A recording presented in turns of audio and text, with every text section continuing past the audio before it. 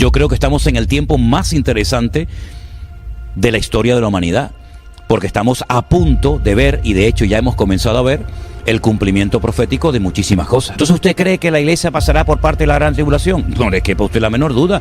Todo el que quiera vivir piadosamente sufrirá persecución. Lea usted los libros de teología de hace siglos atrás y ningún cristiano oraba o soñaba con no pasar por tribulación. Al contrario, era un honor ser perseguido. El arrebatamiento yo creo que es tan real como la silla en la que estamos sentados, Eliezer. Yo creo que estamos a punto de ver la manifestación del anticristo. Y hay un texto bíblico que a mí sí me ha llamado la atención y lo quiero mencionar, que dice que Satanás sabe que le queda poco tiempo. Pero claro, este versículo se escribió hace 2000 años. Y si hace 2000 años Satanás sabía que le quedaba poco tiempo, ya me contarás a mí ahora. Si tú le preguntas a muchos judíos ortodoxos, hasídicos en Israel, oye, ¿cuánto tiempo falta para que venga el Mesías? El Mesías, desde su punto de vista, te dicen 1 hora. Mañana yo no sé lo que va a pasar.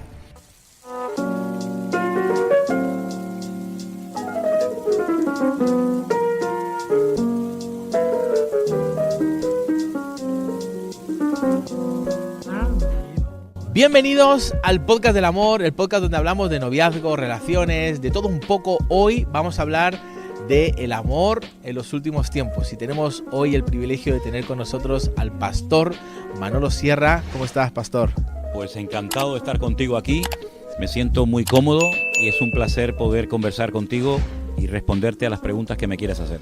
Pues vamos a hablar de los últimos tiempos. Normalmente hablo de relaciones, de noviazgo y demás. Hoy vamos a cambiar un poquito el patrón de lo que venimos hablando, el amor en los últimos tiempos, porque me ha gustado mucho lo que enseñas acerca de los últimos tiempos, cómo lo enseñas también.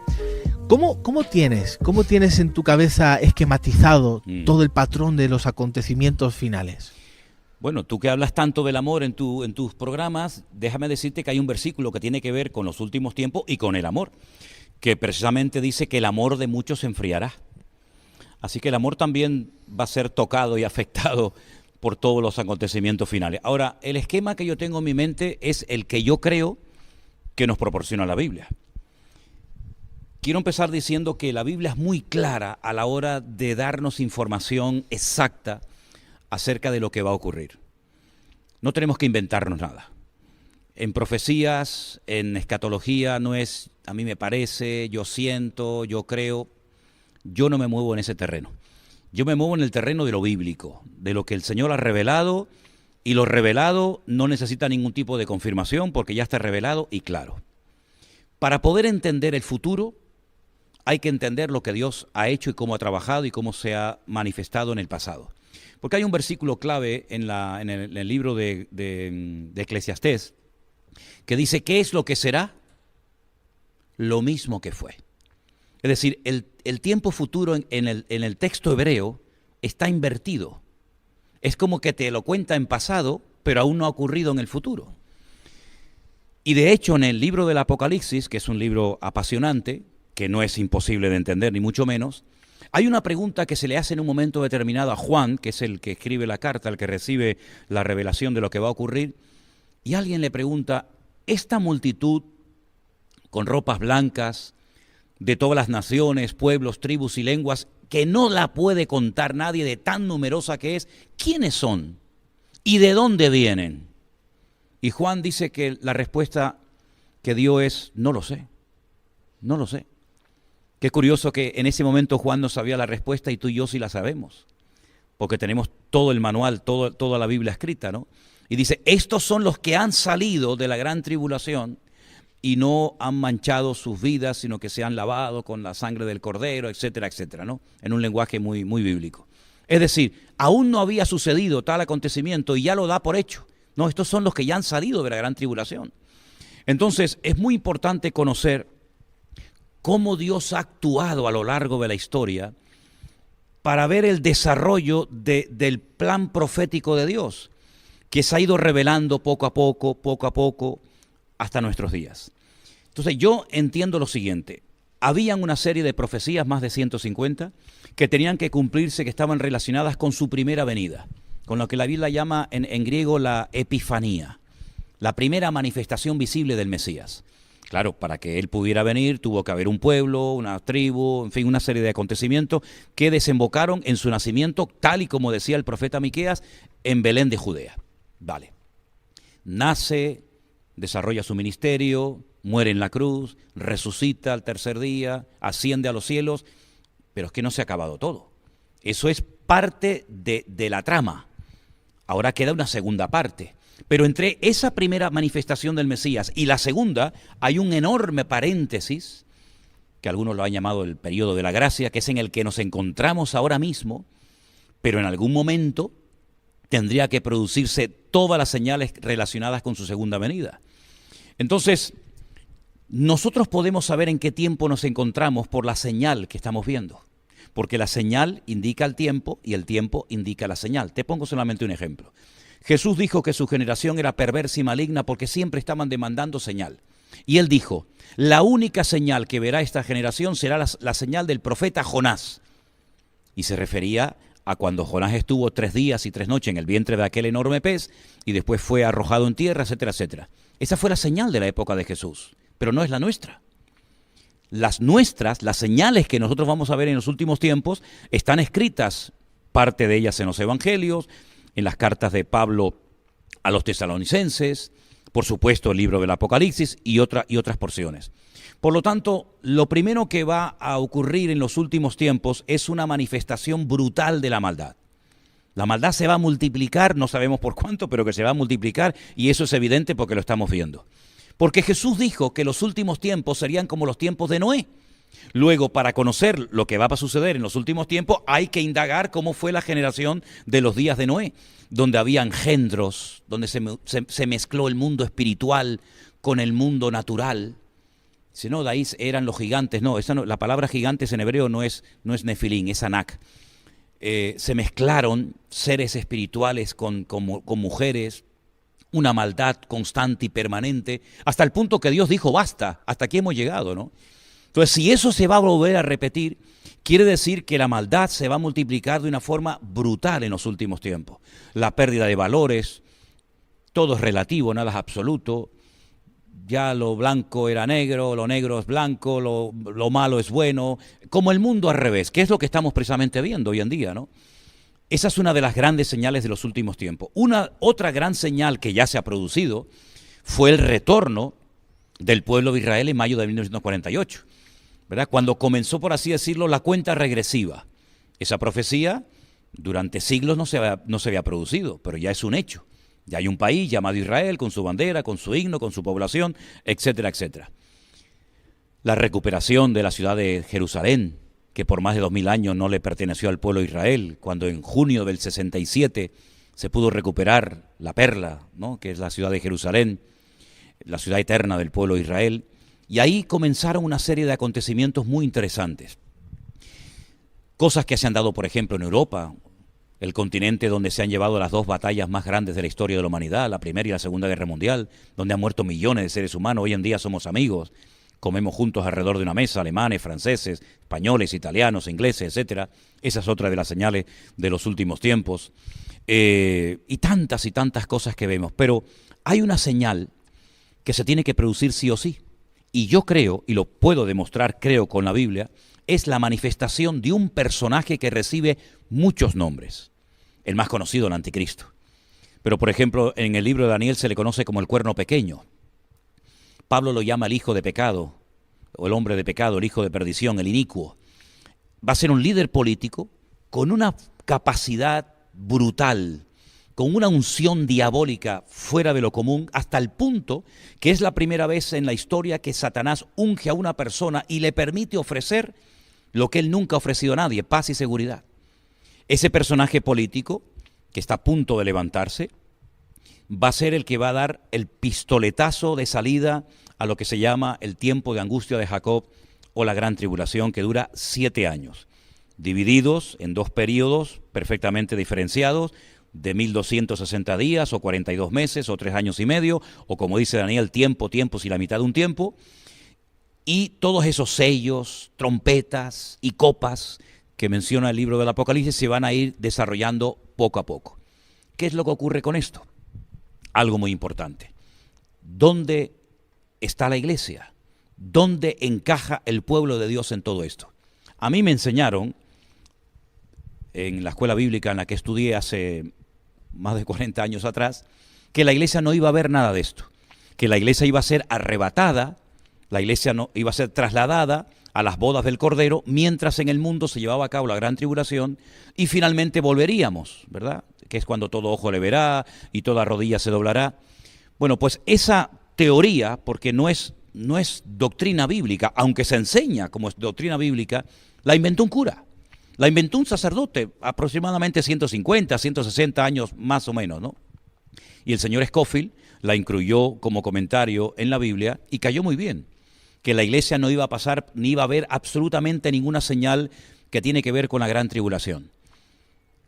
Pero eso no es bíblico. La Biblia dice cuándo se producirá el arrebatamiento de la iglesia y la primera resurrección. Dice, he aquí os digo un misterio. No todos dormiremos, pero todos seremos transformados en un momento y en un abrir y cerrar de ojos. Porque se tocará la trompeta y los muertos en Cristo resucitarán primero, luego nosotros los que vivimos seremos arrebatados para recibir al Señor en el aire y así estaremos siempre con Él. A la final, trompeta. A la final, trompeta. Señores, ¿cuál es la final trompeta? Pues la que cuenta el libro del Apocalipsis, que dice que son 7 toques de trompeta. Lean ustedes en el Apocalipsis qué ocurre cuando se toca la 7ª trompeta y se van a dar cuenta que tiene que ver con el arrebatamiento de la iglesia y con la primera resurrección, porque la Biblia habla de 2 resurrecciones, y lo viene diciendo ya desde Daniel capítulo 12, que unos resucitan para vida eterna y otros para condenación eterna. Y esa primera resurrección se produce al final de la 7ª trompeta, como dice Pablo, como misterio revelado en 1 Corintios capítulo 15, versos 51, 52. Por lo tanto, yo creo que estamos a punto de ver la manifestación del anticristo. Y yo sé que algunas personas se pueden llevar las manos a la cabeza diciendo, pero si a mí me enseñaron que eso no lo íbamos a ver. Bueno, es que usted tiene que comprobar a la luz de las Sagradas Escrituras si lo que le enseñaron, si su teología coincide con la Biblia, o usted quiere que su teología o que la Biblia coincida con su teología. Por consiguiente, yo creo que estamos en el tiempo más interesante de la historia de la humanidad, porque estamos a punto de ver, y de hecho ya hemos comenzado a ver, el cumplimiento profético de muchísimas cosas. Por lo tanto, si se están preguntando algunos, ¿entonces usted cree que la iglesia pasará por parte de la gran tribulación? No le quepa a usted la menor duda. Todo el que quiera vivir piadosamente sufrirá persecución. Lea usted los libros de teología de hace siglos atrás y ningún cristiano oraba o soñaba con no pasar por tribulación. Al contrario, era un honor ser perseguido. La iglesia cristiana, el cristianismo, está bañado en sangre. ¿Cuántos hermanos nuestros murieron? Y eran a lo mejor más santos o más espirituales y más consagrados que nosotros. Por consiguiente, no nos tiene que sorprender que nos persigan. Lo que nos tiene que sorprender es que no nos persigan. Lo que nos tiene que sorprender es que no se metan con nosotros.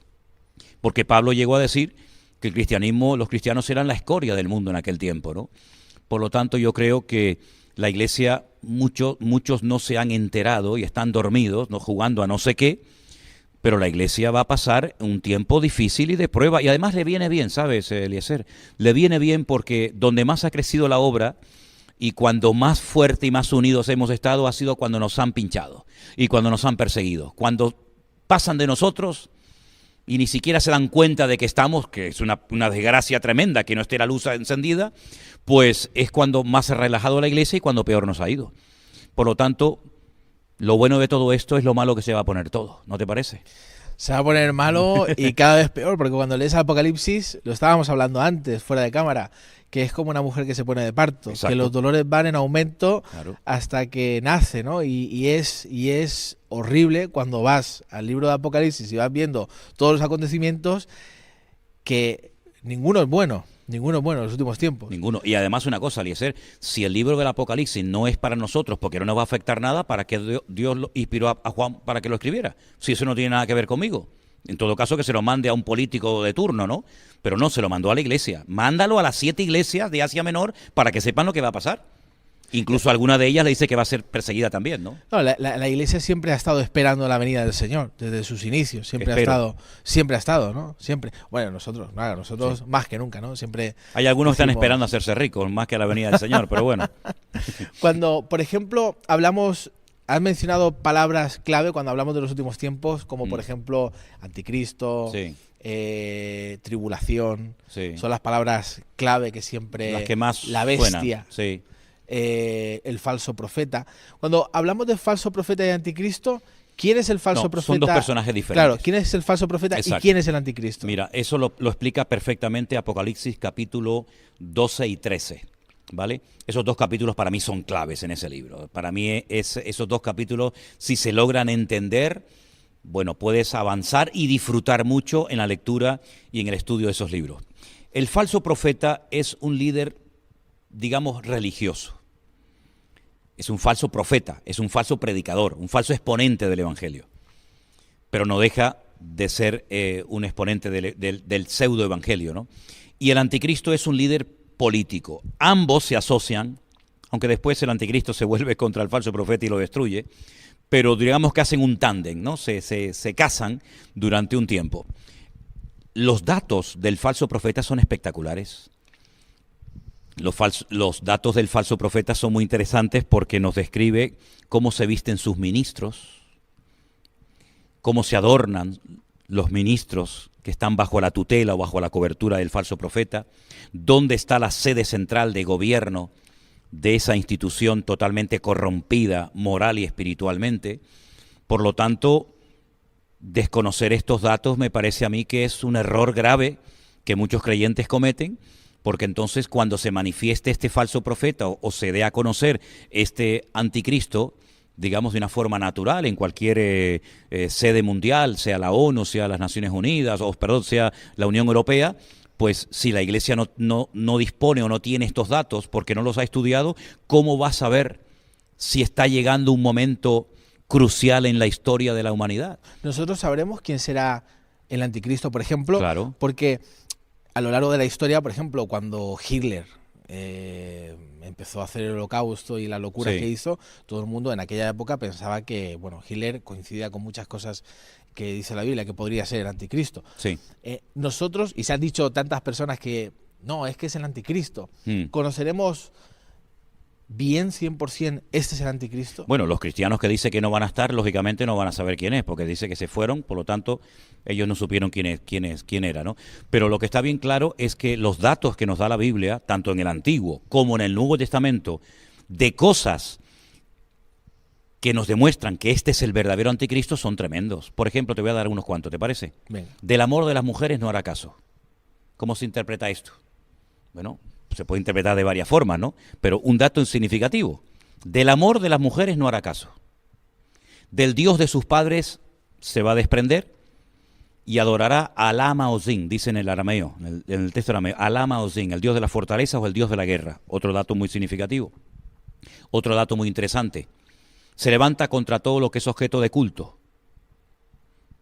Tanto que se sienta en el templo de Dios, haciéndose pasar por Dios. ¿Cuál es el templo de Dios? Y otros muchísimos datos que te da la Biblia acerca de cómo se va a comportar este personaje, las alianzas que hará, las naciones que lo van a apoyar, quién le va a dar toda la capacidad, digamos, para poder gobernar en muchas de las naciones de la tierra, por dónde atacará, cuándo atacará, cómo hablará. Se le describe con 3 animales diferentes. Dice que se menciona al león, se menciona al leopardo y se menciona al oso. Esas tres animales son mencionados cuando se manifiesta el anticristo. Claro, lógicamente la interpretación de lo que significan, de lo que representan esos animales, la encontramos en el Antiguo Testamento. En uno de los sueños que tuvo Daniel, cuando dice que él una noche vio a un león alado, después dice que vio a un oso, y después dice que vio a un leopardo con 4 cabezas. Después vio una bestia, pero en esta ocasión dice que cuando el Señor le da la interpretación del sueño, el león representa al imperio babilónico, el oso representa a los medos persas. Los persas son los iraníes, los medos todavía no tienen tierra, son los kurdos que están todavía reclamando territorio y no lo tienen. Y luego el leopardo representa a Grecia. ¿Pero por qué lo representa con 4 cabezas? Porque en el tema profético, en el tema escatológico, los cuernos son naciones y las cabezas son imperios. Cuando Alejandro Magno murió, su imperio fue dividido en 4 y se repartió en 4 de sus generales: Ptolomeo, Seleuco, Casandro y Silimaco. Esos 4 generales tomaron posesión de su reinado y por eso sale como con 4 cabezas. Luego el anticristo aglutina en su persona características de los babilónicos, formas de hablar de los persas y formas de actuar de los griegos.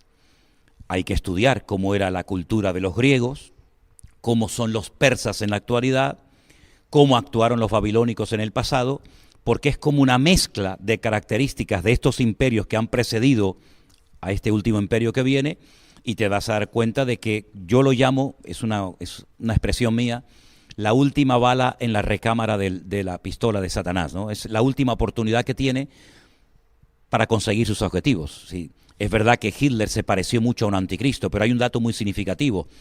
El idioma griego, que fue en el que se escribió el Nuevo Testamento, y el hebreo del Antiguo Testamento son idiomas alfanuméricos. Es decir, las letras son números y los números son letras. Por poner un ejemplo, ¿no? Por ejemplo, si nuestro idioma, que no lo es, fuera un idioma alfanumérico, la A sería el 1, la B sería el 2, la C sería el 3, y así sucesivamente. Las 22 letras del Aleph Bet en hebreo, cada una tiene un valor numérico, exactamente igual que el griego. Juan dice: aquí hay sabiduría, el que lee entienda, que el nombre de la bestia o el número del nombre de la bestia es 666. Es decir, no te da el nombre del personaje, pero te da el valor numérico del nombre. Por lo tanto, cuando uno puede llegar a sospechar de que este puede ser el anticristo, escribe su nombre, sácale el valor numérico y automáticamente lo descartas o dice este puede ser o no puede ser. Por lo tanto, son datos muy, muy significativos. Luego hay un dato también muy importante y es cómo intenta, y lo va a conseguir, controlar la economía mundial. El dinero va a desaparecer, las tarjetas de crédito van a desaparecer y se va a implantar en la cabeza y en la mano de las personas un microchip que ya existe, no es tecnología de ciencia ficción, sino que es algo muy fácil, muy práctico, muy bueno, pero que la palabra de Dios nos advierte de los peligros que puede conllevar y dice que todos serán marcados con el nombre, con el número de la bestia, para estar localizados por una pequeña señal de GPS, por una pequeña batería de litio, que es lo que alimenta a este chip.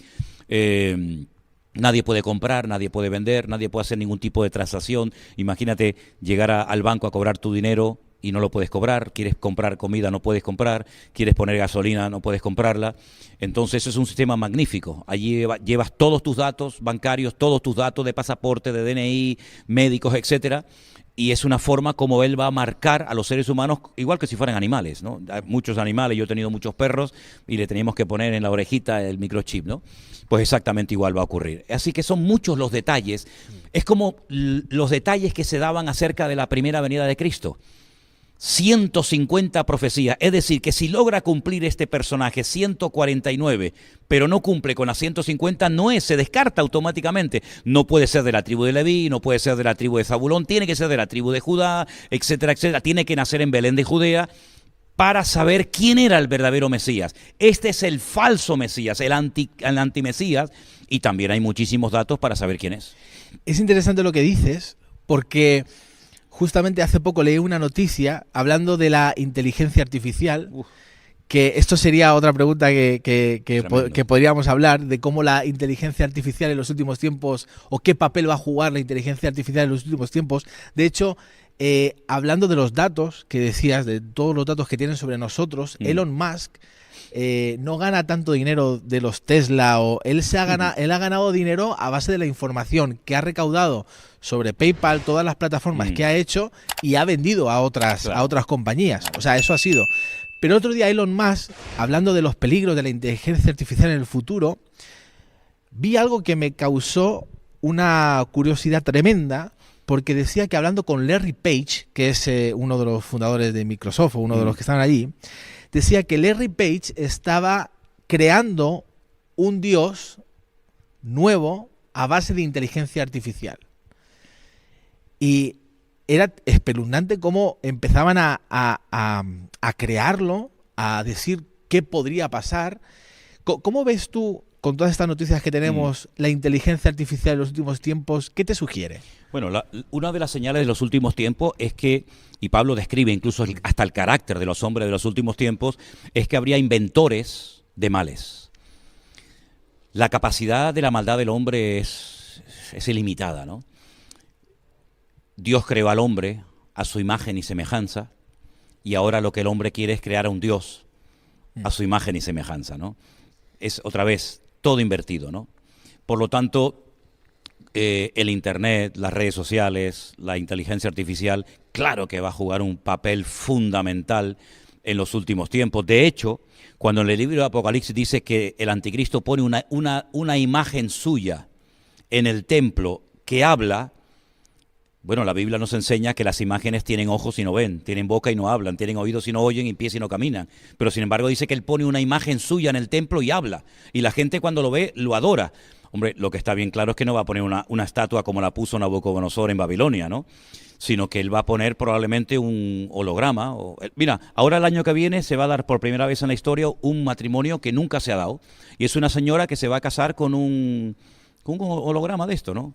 Un avatar. Sí, una cosa de estas re extraña, que haces así, no está, pero está, ¿no? Entonces, el anticristo va a echar mano de toda la tecnología. De hecho, la tecnología no es buena ni mala, es según el uso que le des. El Internet es maravilloso. Mira, gracias a Internet nos están viendo miles de personas, o millones. Pero, hombre, esto lo puedes utilizar para lo bueno o lo puedes utilizar para lo malo. La dinamita no se inventó para matar a la gente, la dinamita se inventó para otras cuestiones, ¿no? Por lo tanto, el enemigo, como dice la Biblia, que los que son del pecado y de la maldad siempre piensan en cosas malas, y los que somos del Espíritu pensamos en las cosas del Espíritu, el diablo siempre está maquinando. Y todo lo que él pueda utilizar para alcanzar sus objetivos, lo va a hacer. Yo siempre he dicho que nosotros vemos la televisión, pero la televisión nos ve a nosotros. Yo siempre he dicho que nosotros cogemos un teléfono, un celular, como llaman algunos, y podemos hablar y tal, sí, pero es que el celular también te está escuchando a ti constante y permanentemente, sabe dónde estás 24 horas al día. Y tú hablas un día de vacaciones en Hawái y al momento te salen informe de vacaciones en Hawái. Me ha pasado muchas veces, muchísimas veces. Además lo he hecho a propósito y funciona, sí. Totalmente. Hablemos más de Cristo. Sí. Hablemos más del Señor, prediquemos la palabra a tiempo y fuera de tiempo, a ver qué es lo que pasa. A ver si nos sale más. Claro. Por ejemplo, cuando hablamos también de el rapto, que es otra palabra fundamental cuando hablamos de los últimos tiempos. Sí. ¿Qué sabemos en la Biblia con respecto al rapto o al arrebatamiento? Bueno, hay versículos muy interesantes. Por ejemplo, cuando lo que te citaba antes de 1 Corintios 15 dice, no todos dormiremos, pero todos seremos transformados. Metamorfosis es la palabra que aparece, en un momento y en un abrir y cerrar de ojos. Bueno, yo pienso que ahí hay una referencia clara a este tema, ¿no? Algunos lo relacionan únicamente con la segunda venida. Pero Jesús dijo, por ejemplo, que estarán dos en una cama. Uno será tomado y el otro será dejado. Dos mujeres estarán moliendo en un molino. El molino casero, no el industrial, el grande. La una será tomada, la otra será dejada. Yo creo que hay muchas referencias en la palabra de Dios de una desaparición masiva de miles, de millones de seres humanos. Y a mí lo que me llama mucho la atención, que incluso hoy en día hay predicadores que dicen que el milenio no existe, que es una forma metafórica de hablar de un periodo corto de reinado de Cristo, que el arrebatamiento no existe, que la segunda venida de Cristo no es así como se ha dicho siempre, sino que es diferente. Sí, a mí me llama mucho la atención que son los mismos creyentes los que ponen en tela de juicio lo que enseña la palabra de Dios, por lo cual millones de hermanos nuestros han dado su vida y han muerto crucificados y quemados en las hogueras por defender esas doctrinas, y ahora resulta que nosotros, los más listos de la historia, cuestionamos lo que otros hermanos nuestros fueron capaces de dar la vida por defenderlo hasta la muerte, ¿no? El arrebatamiento yo creo que es tan real como la silla en la que estamos sentados, Eliezer. Lo que pasa es que es algo tan misterioso. Yo recuerdo en mi época, cuando yo me convertí, era joven, que nos ponían películas en las iglesias sobre el arrebatamiento, ¿no? Y soñábamos, ¿no? Y nos asustábamos cuando mirábamos a un lado y no estaba el hermano y decíamos, nos habremos quedado, ¿no? Parece como que eso se ha ido perdiendo, nos hemos entretenido en otras cosas, y es que el enemigo es un experto en entretener a la iglesia, porque ya a los inconversos ya los tiene en la saca, ya los tiene en el bolsillo, ya son de él. Pero entretiene a los jóvenes, entretiene a los creyentes con otras historias, con otras metas, con otros objetivos, y nos olvidamos de que esta es una de las cosas más maravillosas del mundo, ser arrebatados en vida. Yo siempre prediqué durante toda mi vida que yo no iba a morir, era mi anhelo, ¿no? No sé, no lo puedo decir a ciencia cierta, pero yo no voy a morir, yo voy a ser arrebatado con el Señor. Pero decir esto hoy en día en ciertos ambientes, decir, este tío está loco, ¿cómo que no va a morir?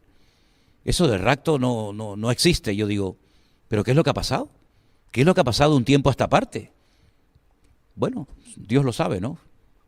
Sí, totalmente. Cuando hablamos, se me ha traspapelado una cosa que tenía para decirte, cuando dice todo ojo le verá, Sí. cuando Él venga. Eso es en su segunda venida. En su segunda Eso venida. es en su segunda venida. Ahí, por ejemplo, muchas personas cuando empezamos a tener teléfono móvil y demás, decimos, ahora cobra sentido porque todo el mundo con la pantalla en un directo, por ejemplo, en cualquier plataforma digital, tú puedes ver qué está pasando. ¿Y el que no tiene teléfono? ¿No lo veo o qué? Claro, por eso te digo, este acontecimiento para ti, ¿cómo se va a dar? Mira, ¿sabes lo que pasa? Que nosotros no podemos interpretar la Biblia con los parámetros del siglo XXI. Pero cualquier pasaje no podemos interpretarlo ni como cristianos, y menos el Antiguo Testamento. Imagínate las barbaridades que yo he tenido que escuchar a veces cuando, por ejemplo, dicen, no, es que hay un texto en Isaías, capítulo 6, el llamamiento de Isaías, donde dicen los serafines, santo, santo, santo es el Señor, y entonces santo el Padre, santo el Hijo, santo el Espíritu Santo. Oiga, mire, si usted quiere hablar del Padre, del Hijo, del Espíritu Santo, hay miles de versículos mucho mejor que ese.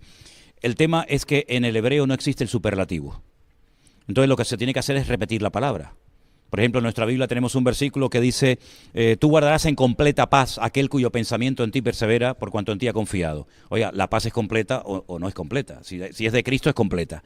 ¿Por qué dicen paz completa? Es que en el hebreo no dice así.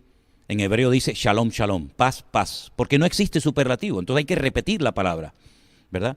Por lo tanto, cuando queremos interpretar un pasaje de la Biblia, sea cual sea, hay que ponernos en el lugar del que lo escribió, en el momento histórico, ver si eso es un hebraísmo, si es una profecía, si es una metáfora. Por lo tanto, cuando vamos a la palabra de Dios y decimos que todo ojo le verá, ¿por qué necesariamente tenemos que decir, no, será por la televisión, será porque hay satélites, será por...? Bueno, eso es lo que nosotros interpretamos. Pero, por ejemplo, ¿cómo interpretamos lo mismo que va a ocurrir ese día? Que cuando Él venga no será de día ni de noche. ¿Cómo que no va a ser? No, ni de día ni de noche. Es un día que solamente conoce el Señor. No nos cabe en la cabeza. Él dijo, si os he hablado en términos terrenales y no me entendéis, si os hablara en una dimensión espiritual más elevada, no me entenderíais. ¿Cómo es posible que el primer día de la creación Él dijo, sea la luz, y fue la luz, y hasta el cuarto día no creó el sol? Entonces, ¿cuál era la luz? Primer día, segundo día, tercer día, había luz, pero no había sol, ni luna. No lo entiendo. Claro, no lo entiendes porque tú lo interpretas desde lo que tú conoces, pero es que hay que ponerse al otro lado. Por lo tanto, el de todo ojo lo verá. Yo no sé si va a ser por el teléfono. Bueno, y el que vive en la selva no verá que Cristo vino. Y el que no tiene teléfono, o el que está en un submarino, no se enteró que Jesús vino. Yo creo que será algo tan espectacular que no hay forma de poder interpretar con la tecnología y con el conocimiento que tenemos actualmente cómo será el acontecimiento más grandioso de toda la historia de la humanidad que llevamos miles de años esperando cuando Él venga en las nubes, y será algo realmente increíble. Claro, lógicamente los que no creen en el Señor ni leen su palabra dirán que estamos locos, ¿no? Pero bendita la cura, porque esta es la bendita esperanza de la Iglesia. En el momento en el que nosotros no vivamos con la expectativa de que mañana me voy con el Señor, ¿a qué nos estamos dedicando? Yo predico y vivo hoy como si fuera el último día de mi vida, porque hace años me dijeron que me quedaba poco de tiempo de vida y mi vida cambió completamente, y entonces me doy cuenta de que ya no podemos hacer planes a tan largo plazo. A mí esa gente dice, no, yo tengo la agenda llena para los próximos 5 o 6 años. A mí me dan miedo, yo digo, como si fueras dueño de tu vida, ¿no? Si ahora salimos de aquí, sabe Dios si esta es la última entrevista o el último programa que hacemos en la vida, ¿no? Por lo tanto, ese día va a ser maravilloso y yo estoy esperando que llegue. Vivo con ese sueño y con esa ilusión. Totalmente. Me encanta escucharte porque me apasiona. Mira, esto es una maravilla, esto es lo más bonito del mundo. Es lo más bonito. Yo me acuerdo cuando era pequeño, mi abuela siempre me hablaba de Gog y Magog. Oh, sí, claro. De Rusia y China. Ese. Siempre. Uy, ¿qué capítulos has tocado, madre mía? Siempre. Y me hablaba. ¿Te das cuenta? ¿Qué papel tiene? Y siempre que había una noticia de Rusia o de China, sí. ahí saltaba la abuela siempre. Tocaba el texto. ¿Tu abuela te hablaba de eso? Siempre. Pregúntale a los chavales hoy en día por Gog y Magog. Muchos dicen, ¿de quién? ¿Te das cuenta de lo que hablaban nuestros antepasados? Totalmente. ¿Te das cuenta de lo que hablaban? Siempre hablaban de la venida del Señor. Claro. Siempre. Nos prepararon para eso. Y no estamos preparando a esta generación para la venida del Señor. Claro que no. Por eso quería hablar de ese tema también, entre otras Hombre, cosas, por ¿no? Dios. Pero, Gog y Magog, ¿qué papel tiene Rusia y China en medio de la venida del Mira, Señor? en esos capítulos que tú has mencionado, ya desde el 36 de Ezequiel es espectacular, porque ahí nos habla del Valle de los Huesos Secos. El Valle de los Huesos Secos es el cementerio, uno de los cementerios más antiguos del mundo, que está en el Monte de los Olivos, donde los judíos entierran a sus muertos, los que pueden, porque ser enterrado ahí vale muchísimo dinero, porque ellos creen que como el Mesías viene de la parte del Monte de los Olivos, pues serán los primeros en resucitar. Cuando el profeta Ezequiel estaba en el cautiverio en Babilonia, el Señor le mostró que ese Valle de los Huesos Secos resucitaría. Y dice, háblales, profetízales, para que entre el Espíritu en ellos. Y es como una visión profética de la restauración nacional y espiritual de Eretz Israel. Yo siempre digo Eretz, tierra de Israel, y no Mediná Israel, que es el Estado de Israel, porque son dos cosas diferentes, ¿no? Para diferenciar una cosa de otra. A partir de ese capítulo en adelante, vemos que Israel, una vez que es restaurado, que ya ha sido restaurado, por lo menos a nivel nacional, mayo del 48, todavía espiritualmente no, todo se va a ir dando de una forma espectacular. Gog, Magog, Mesed y Tubal son lugares y personajes que se mencionan en los capítulos de Ezequiel, y dice que atacará a Israel entrando por el norte, es decir, por los famosos altos del Golán, que Israel conquistó en el año 67, pero que por ahí entrará una multitud de millones de personas con el objetivo de destruir al pueblo de Israel y con el objetivo de conquistar la ciudad de Jerusalén, que es, como dicen los judíos, el ombligo del mundo, el lugar de donde Dios creó la tierra, ¿no? Por lo tanto, China y Rusia un papel fundamental. Rusia va a atacar a Israel. Rusia ya está en el norte, ya está en Siria. Rusia está como loco por atacar a Israel. ¿Por qué no ha atacado? Porque Dios no se lo ha permitido. Pero que lo va a atacar no te quepa la menor duda. ¿Por qué tiene tantas ganas de atacar a Israel? Porque esto es hay que entender todo esto desde un trasfondo espiritual. Por eso cuando uno ve las noticias, cuando uno ve la televisión, todos hablan de lo que hay que hacer, de lo que no hay que hacer, el Estado palestino, que los judíos son buenos, que los otros son malos, pero nadie habla del trasfondo espiritual de todo. Aquí hay un trasfondo espiritual. Y ese trasfondo espiritual, ¿cuál es? Es el mal contra el bien.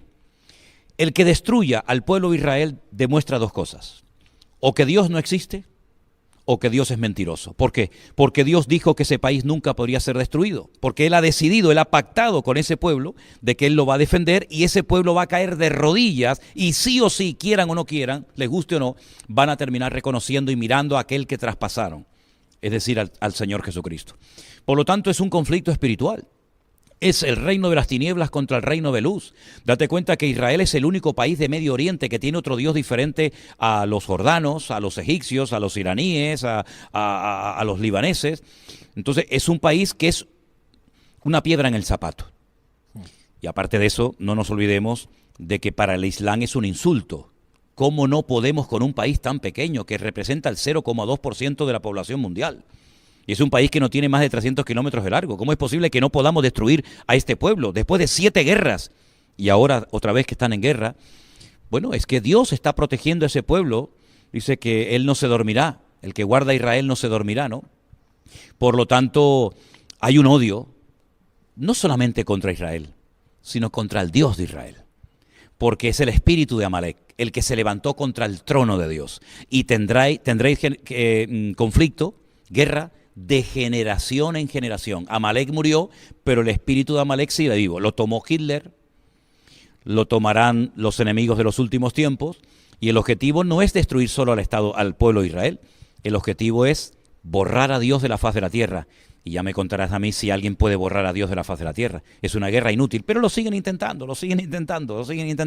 Y cada vez que lo intentan, no solamente pierden, sino que además se demuestra que el Dios que controla la historia es el Dios de Abraham, de Isaac y de Jacob, y no hay otro Dios fuera de él. ¿Crees que esta generación va a experimentar todo lo que estamos hablando acerca de la segunda venida del Señor? ¿Crees que verá? Muchas cosas sí. Si analizamos cronológicamente el libro del Apocalipsis, yo creo, y es mi opinión personal, claro, me llevaría mucho tiempo demostrar contextos bíblicos y todo esto, que yo creo que la iglesia pasará la primera parte de la gran tribulación, los primeros 3 años y medio. y todo lo que la Biblia relata que va a pasar en esos 3 años y medio, lógicamente lo veremos. Que Dios nos protegerá, que Dios nos cuidará, siempre lo ha hecho. El Señor siempre marca una diferencia entre los que son y los que no son, entre la luz y las tinieblas. Sellos, que son 7, y trompetas, que son 7 en el Apocalipsis, yo creo que la Iglesia las va a experimentar. Ya la segunda parte es otro tema. No hablo tanto de la Iglesia, que sí, pero nosotros, ¿está tan cerca como para nosotros poder vivirlo? Yo le preguntaba eso el otro día al Señor, Eliezer, te lo confieso, con el corazón en la mano. O con la mano en el corazón, mejor con la mano en el corazón, ¿no? Si no estaría muerto.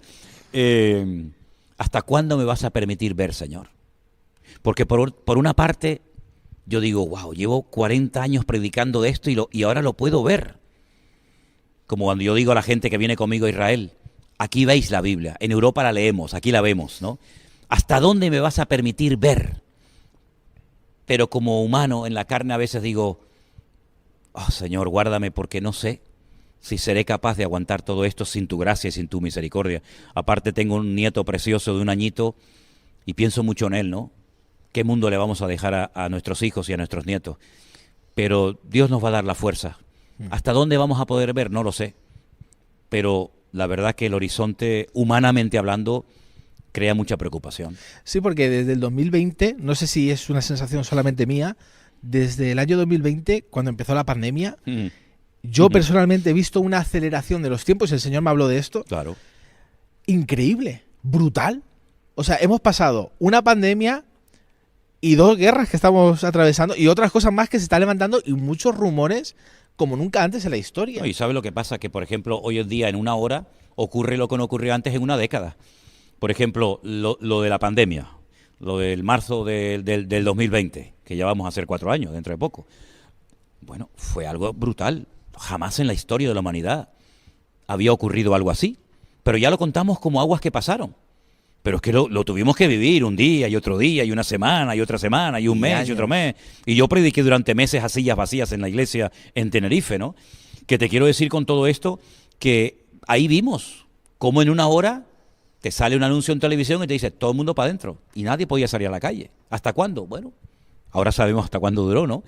Que te quiero decir de que el mundo es muy cambiante y es que no hay tiempo. Es que hay un texto bíblico que a mí sí me ha llamado la atención y lo quiero mencionar, que dice que Satanás sabe que le queda poco tiempo.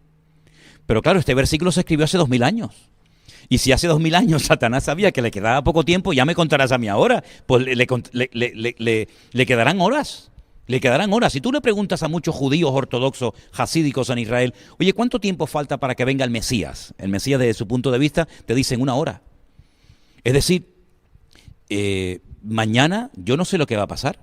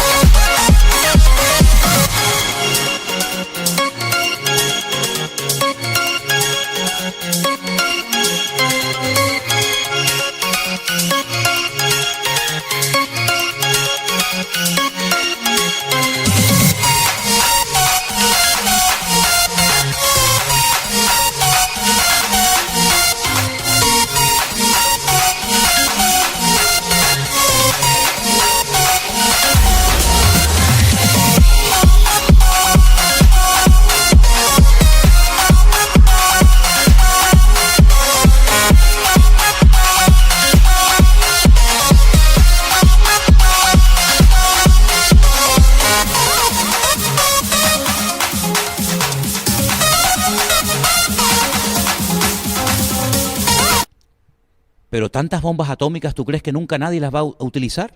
¿Nadie va a tener la tentación de apretar el botón? Yo no me lo creo. De hecho, la Biblia habla de que se van a utilizar armas bacteriológicas, químicas, nucleares, cómo se muere la gente por un efecto de estas bombas. Sí, yo no sé hasta dónde el Señor nos va a permitir ver, pero estamos viviendo en tiempos muy interesantes, de verdad, muy interesantes. Y acelerados. Esta aceleración nos lleva a un año marcado en una agenda, que es 2030. Oh, sí. Agenda 2030, sí. Que tiene, cuando ves todo lo que implica todos las declaraciones de intenciones Sí. que tienen acerca de todo lo que quieren hacer hasta 2030, da miedo. Sí, sí. ¿Lograrán hacerlo hasta 2030? No lo sé, pero da miedo. Cuando lo lees y lo que hay detrás, da miedo. ¿Crees que estos 10 años son clave para la historia? Yo creo que van a llegar hasta donde Dios les permita llegar. Porque no nos olvidemos que aquí el que manda y el que controla la historia, el que quita y pone es Dios. El hombre puede planificar. Mira, Hitler decía que su tercer Reich iba a durar 1000 años y terminó en un rotundo fracaso, y ya de los nazis no queda ni la bandera, ¿no? Que te quiero decir con todo esto de que el hombre puede proponer y creer en muchas cosas, pero Dios es el que controla y el Señor es el que va a permitir que se llegue hasta cierto límite. Y además te voy a decir una cosa, y llegará un momento que Dios dice, hasta aquí has llegado. Porque dice que si aquellos días no fueran acortados, nadie se podría salvar. Por lo tanto, lo bonito de todo esto es que esto no es un caballo desbocado que no tiene control. No, esto tiene control. Y todo está saliendo según el plan de Dios. Ni más ni menos. Porque aquí ni una hoja de un árbol se cae sin permiso de Dios. Por lo tanto, eso es la fuerza y la fe que tenemos de que todo está saliendo según el diseño de Dios. Aunque sea fuerte, pero es así. Totalmente. Y podría...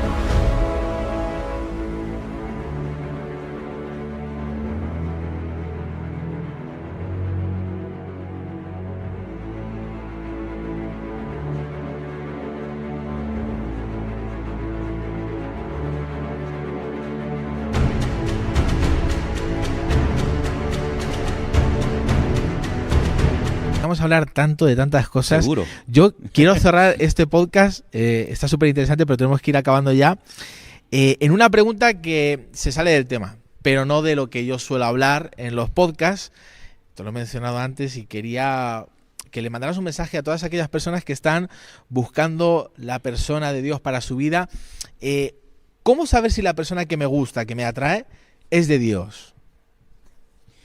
Bueno, ya nos vamos a otro tema completamente Nos vamos a diferente, otro tema. ¿no? Sí, hemos cambiado. Sí. Es una pregunta, porque yo siempre en los podcasts tengo como Está bien, un muy bien, consultorio que me perfecto. mandan la pregunta y quería hacerte esta pregunta para cerrar No, muy este bien, me tiempo. parece bien. Y seguramente muchos chicos jóvenes y chicas pues están viendo esto y se harán esta pregunta, ¿no?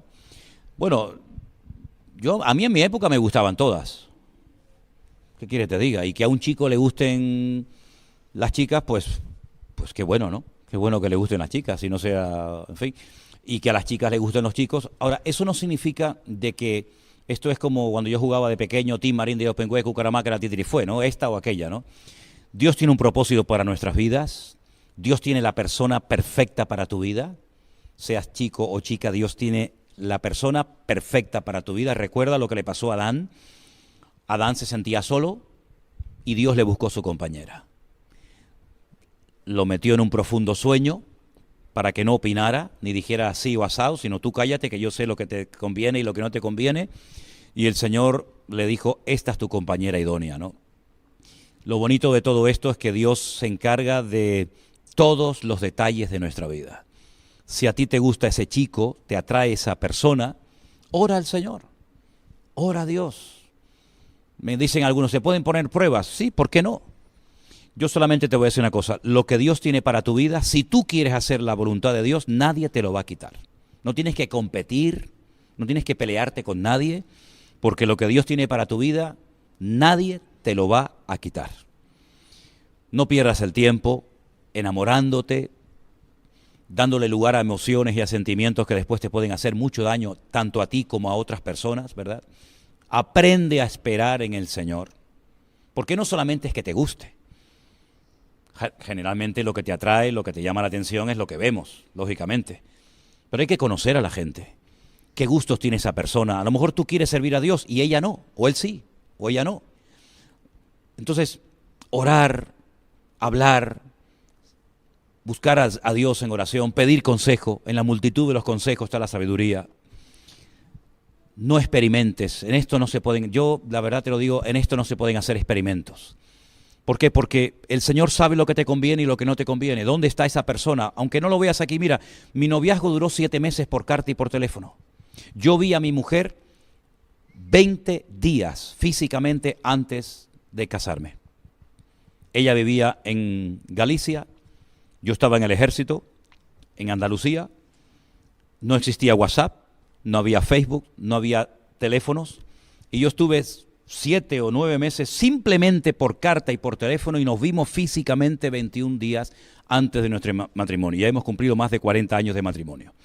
Por lo tanto, lo que es imposible para el hombre es posible para Dios. Es una necesidad, es un deseo, es un anhelo, casarte, formar una familia, tener hijos, bendito sea Dios. Pero es que ese anhelo no nace de tu corazón. Ese anhelo es un anhelo bíblico, te lo pone el Señor en tu vida. Por lo tanto, ora al Señor, espera en el Señor, pide consejo y no corras, que el Señor tiene lo mejor para tu vida. Y más vale esperar que por correr, hacer las cosas mal y después llorar. Y es mejor a veces decir, me gustaba, lo quería mucho, pero es mejor llorar una semana que llorar toda una vida. Tremendo consejo, tremendo consejo. Bueno, gracias por tu tiempo, gracias por tu sabiduría, por dejarte usar por el Señor. Y nos vemos en el siguiente podcast del amor. Ya sabes, suscríbete, dale like, compártelo con alguien que necesita escuchar lo que tú ya has oído. Dios te bendiga. Amén.